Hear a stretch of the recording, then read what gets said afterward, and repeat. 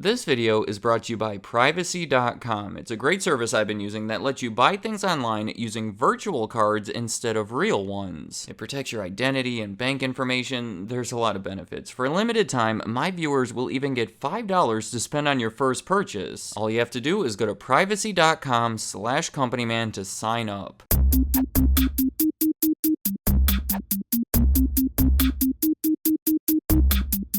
Southwest has always stood out from the other airlines, in a good way. They have actually used those differences to grow into one of the biggest airlines in North America. In terms of market share, there are 4 of them that are noticeably higher than the others. They combine for something like 2/3 of the market, and Southwest is, of course, among those 4. I am talking about well over 100 million people are in the air on Southwest flights each year. And how about this? None of those other airlines can say that they've recorded 47 consecutive years of profit. The start of it was in their first full year of operation in 1972, and the end of it was sadly in 2020 with the pandemic, which was hard to avoid. So for today, I want to touch on 7 separate reasons behind that success, while talking about the growth and evolution of Southwest Airlines. I should say that parts of these will overlap, but I'm going to start off by talking about customer satisfaction. I know it's a basic principle that most companies tend to talk about, but it is important, especially with airlines. That is an industry that hasn't had the best reputation. I'm guessing most of the people watching this have had a negative experience with an airline, but maybe not with Southwest. According to the American Customer Satisfaction Index, who assigns scores based on surveys, Southwest Airlines is not only consistently above the benchmark, they are typically the highest rated of all the major airlines. Contributing to that score would be all of these customer-friendly policies. I'm talking about how you can check 2 bags for free or cancel your reservation just minutes before the scheduled departure time. There are going to be more things on my list that tie into this, but for right now, I want to move on from customer satisfaction to employee satisfaction. Maybe you've had a different experience, but Southwest has a reputation for having friendlier and happier employees when compared to the competitors, and that's generally because they are happy to be there. There are over 60,000 people that work for Southwest, 83% of which are represented by labor unions. They are generally some of the highest paid in the industry. They have never had a strike, and as a result, they tend to be pleasant to be around and help contribute to that high customer satisfaction score. Alright, my third reason is a bit of an excuse to go deeper into this.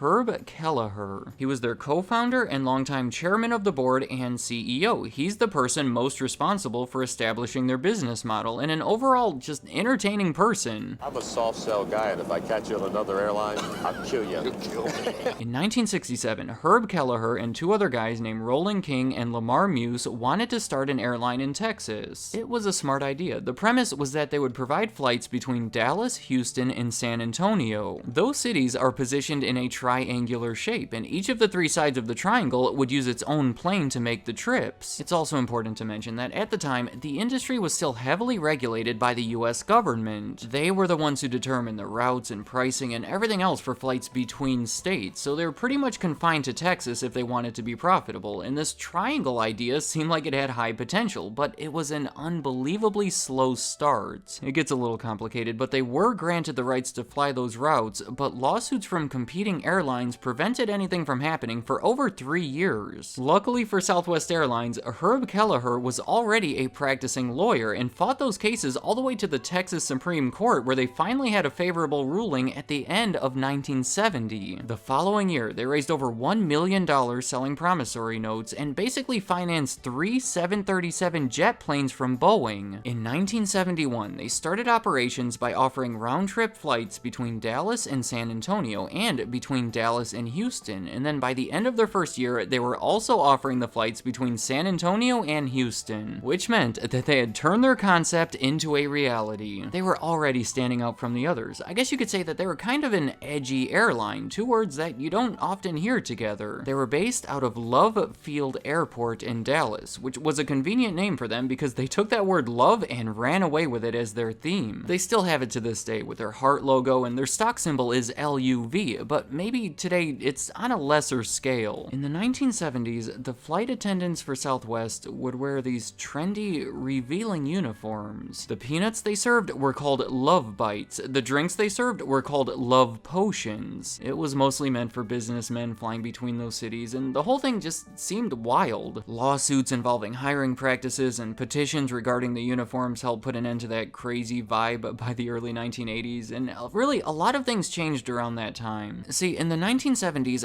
Herb Kelleher wasn't actually yet leading the company. It was one of their other founders, Lamar Muse. He left the company in 1978. Kelleher replaced him as chairman and a bit later became CEO as well. And a quick side note about Muse, he went on to start a competing airline called Muse Air that was ironically bought by Southwest in 1985, renamed, and shut down a couple years later. Alright, there's a lot happening here, the biggest of which was when Jimmy Carter signed the Airline Deregulation Act in 1978. Southwest had grown to a fleet of 13 737 planes that were flying different routes around Texas, and now they were finally able to expand out of the state. California became their biggest target. They started adding routes from Texas, then other places, eventually entirely within the state itself, and quickly became one of the biggest airlines serving that area. Okay, let me get back to my list, because it's going to help put a lot of this into perspective. Another reason behind their success that you don't see from many other major airlines is the fact that they use one type of plane. With some small exceptions at times, this has been their strategy from the very beginning. You've already heard me say how they started by financing 3 Boeing 737s and how they had grown to 13 of them over the next few years, but you may be surprised to hear that today they own over 700 of that type of plane and no others. To say that again in the most confusing way possible, in 2019 they own 747 737s. The advantage of this is that it saves money because it just makes everything simple. The pilots are flying the same planes, they don't have to be trained on other ones, and the same goes for the mechanics. It simplifies scheduling, maintenance, and just makes everything cheaper and easier. My next reason is what they call a point-to-point service. See, most major airlines use what they call a hub and spoke model, meaning they use certain airports as central hubs. So if you want to go from one spoke to another, you have to go through that center. That's why there's so many connecting flights if you use most other airlines. But Southwest is different. They go directly from one city to the other. There are very few connecting flights. In fact, in 2019, 77% of all their customers flew directly between cities non-stop. The customers tend to be happy about that, plus this method allows better use of smaller secondary airports that are lesser used by the other airlines. Because they are lesser used, they also tend to be less crowded, which is not only favorable to many customers, it also allows for more efficient scheduling and overall lower wait times. My next reason is probably the biggest. It's what all of this has been leading up to. I am talking about low prices. They use all of these unique methods to reduce their costs and pass those savings on to the customer. From the very beginning, it's been a small margin, high volume model, so it only works if they attract a bunch of customers, and for the last 50 years or so, that's what they've been doing. Is founded on the theory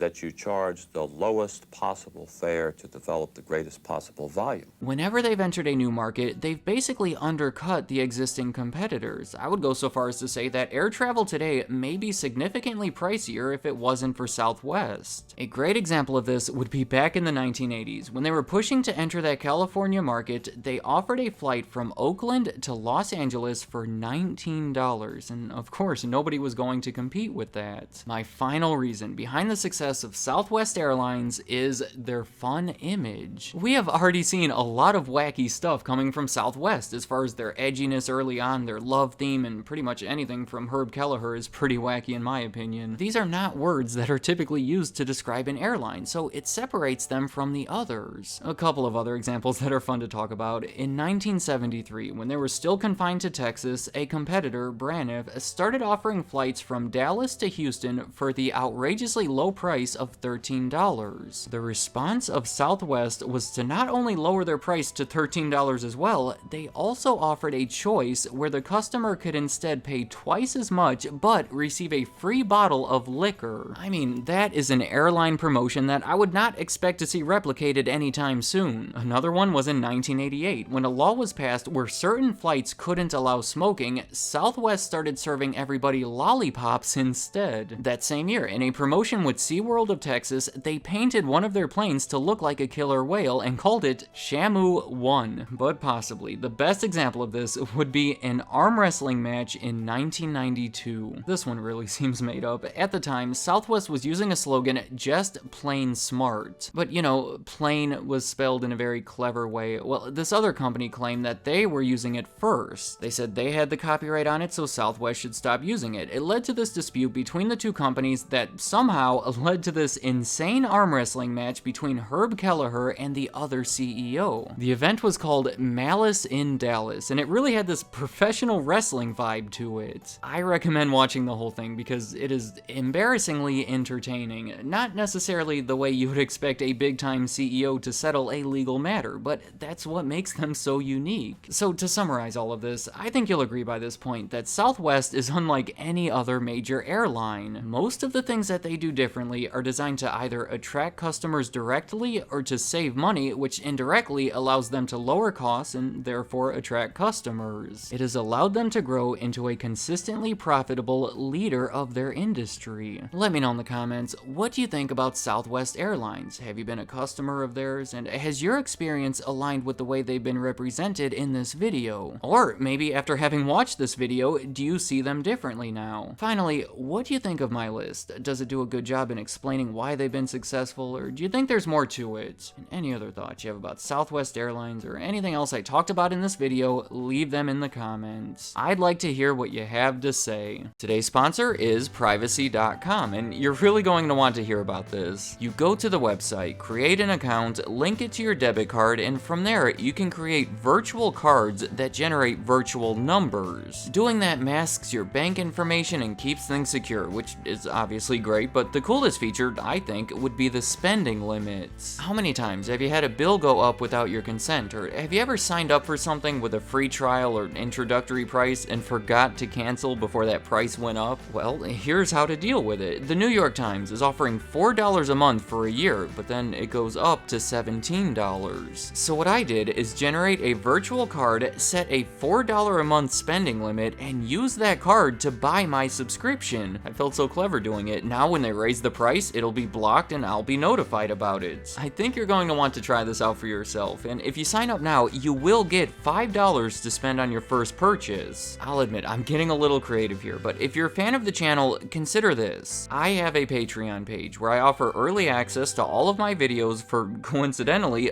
$5 a month. Do you see where I'm going with this? You can generate a virtual card, use it at checkout over at Patreon, and there you go. In that scenario, you would be testing out Privacy.com, seeing all of my videos early for the next month, supporting the channel on multiple levels, and it would be completely free. Just an idea. So to get started, go to privacy.com/companyman. That's privacy.com/companyman. Thank you for watching.